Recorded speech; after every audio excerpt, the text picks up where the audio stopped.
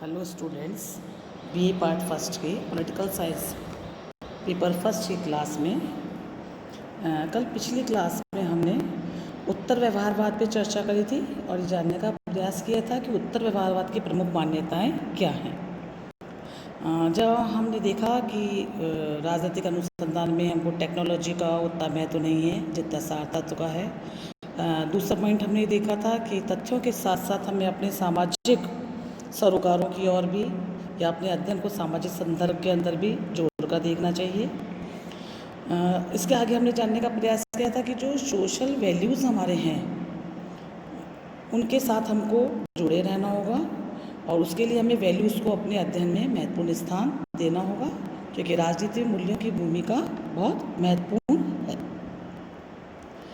आज आगे की क्लास में हम ये देखेंगे कि उत्तर व्यवहारवादी अध्ययन में राजनीतिक वैज्ञानिकों से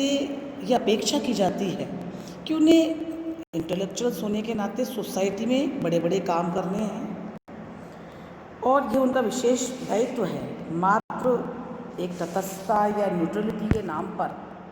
ऐसा नहीं है कि वो सोशल प्रॉब्लम से अपने आप को दूर कर ले, नहीं तो उनकी स्थिति सोसाइटी के अंदर उन्हें बनानी है तो उन्हें सामाजिक सरोकारों से सामाजिक समस्याओं पे ध्यान देना होगा। और जब हम ये क्लियर हो जाएगा कि एक इंटेलेक्चुअल्स के रूप में या बुद्धिजीवियों के रूप में हमारी जो एक सकारात्मक भूमिका है और समाज में जो भी प्रॉब्लम्स हैं या समाज में जो भी बीमारियां हैं उन्हीं को निस्तारण करने के लिए बुद्धिजीवियों को आगे आना होगा और तब सभी जो हमारे प्रोफेशंस हैं वो राजनीति से संबंध अपने आप हो जाएंगे और हमारे विषय को भी इम्पोर्टेंस प्राप्त हो सकेगी। तो कुल मिला के हमने देखा कि उत्तर व्यवहारवाद में जो कमियां थी उनको समेकित करके एक या उसको अपने साथ लेकर के उसके विकास को एक नई दिशा दी है। या हम ये कह सकते हैं कि जो परंपरागत से व्यवहारवाद और व्यवहारवाद से उत्तर व्यवहारवाद के और हमारा जो ये संक्रमण है हम उसे वाद, प्रतिवाद और संवाद के रूप में समझ सकते हैं। उस प्रकार से कि जिससे परंपरावादी जो सिद्धांत था वो वाद थीसिस की स्थिति में है, उसके प्रत्युत्तर में एंटीथीसिस के रूप के अंदर प्रतिवाद के रूप में व्यवहारवाद आया और संवाद के रूप में यानी कि दोनों के कॉम्बिनेशन के रूप में उत्तर व्यवहारवाद आया, जहाँ राजनीति के अध्ययन में मूल्यों के साथ साथ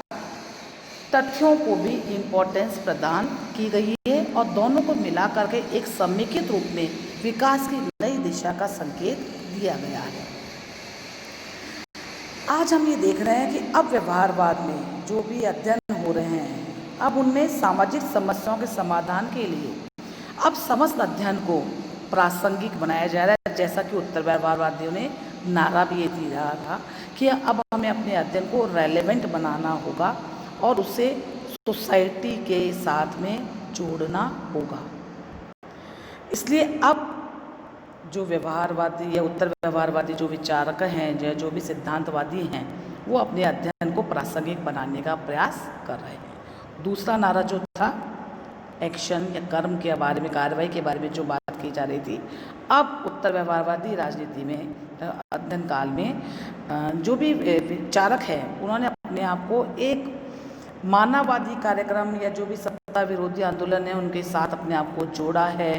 और जो सोसाइटी का जो वंचित वर्ग है या जिनको हम डिप्राइव्ड सेक्शन कहते हैं, जहाँ पे महिलाएं हैं, बच्चे हैं, दलित हैं, आदिवासी हैं, उनकी दशा को सुधारने के लिए भी सोसाइटी के अंदर इंटेलेक्चुअल्स आगे आ रहे हैं।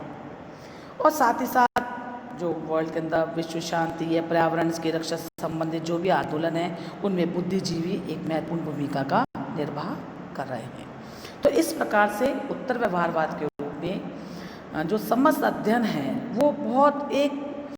पॉजिटिविटी की ओर बढ़ रहा है और राजनीति के अंदर एक राजनीति का जो विषय है वो सभी व्यवसायों से जुड़ रहा है, जिससे हमारा विषय की उपादेयता आगे सामने आएगी।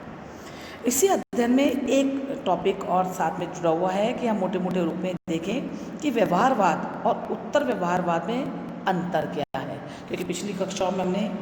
परंपरागत राजनीतिक सिद्धांत पर अध्ययन किया, उसके बाद हमने जानने का प्रयास किया कि व्यवहारवाद क्या है, और उसके बाद हमने देखा उत्तर व्यवहारवाद क्या है।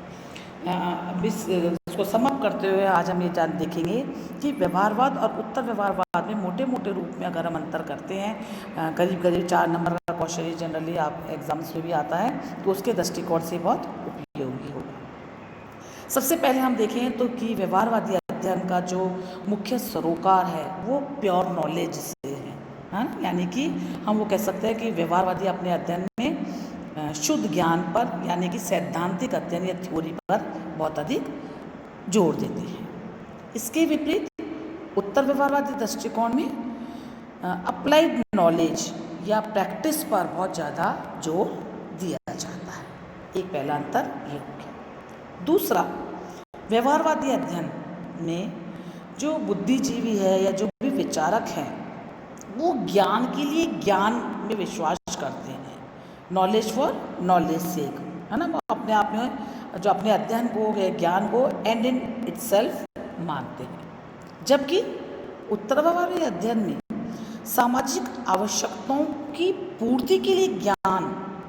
की प्रासंगिकता पर विचार किया जाता है कि ज्ञान वो ही उपयोगी है सोसाइटी के लिए जो समाज के लिए काम आ सके, यानी कि उसकी कोई रेलेवेंस हो।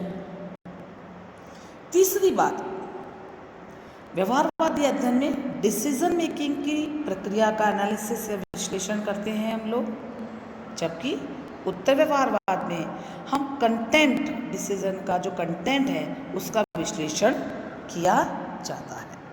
एक अन्य अंतर है कि व्यवहारवादी अध्ययन में हम व्यष्टि यानी कि माइक्रो, सूक्ष्म,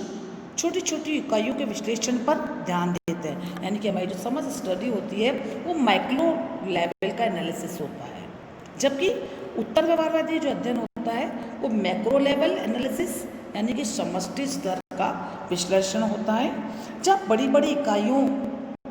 का स्थिति और भूमिका का विश्लेषण किया जाता है। नेक्स्ट हम ये देख सकते हैं कि जहाँ व्यवहारवादी अध्ययन वैल्यू न्यूट्रल है, यानी कि मूल्यों से अपने आप को दूर रखता था, वहीं हम देखते हैं उत्तर व्यवहारवाद अपनी पिछली कमी को दूर करते हुए अपने अध्ययन में मूल्यों से भी सरोकार रखता है। यहाँ इम्पोर्टेंट बात यह है कि जब वो मूल्यों को अपने साथ जोड़ता है तो वो आंकड़ों को या सार को भुलाता नहीं है, वो उसको भी अपने अध्ययन में शामिल करता है। तो हम कुल मिलाकर के कह सकते हैं कि उत्तर व्यवहारवाद के अंतर्गत परंपरागत और व्यवहारवाद की दोनों की कमियों को दूर करते हुए एक समेकित दृष्टिकोण अपनाते हुए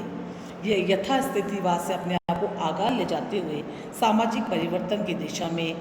आगे काम किया जाता है, और सामाजिक समस्याओं से उत्तर व्यवहारवादी अपने आप को जोड़ के अपने अध्ययन को आगे ले जाता है। धन्यवाद।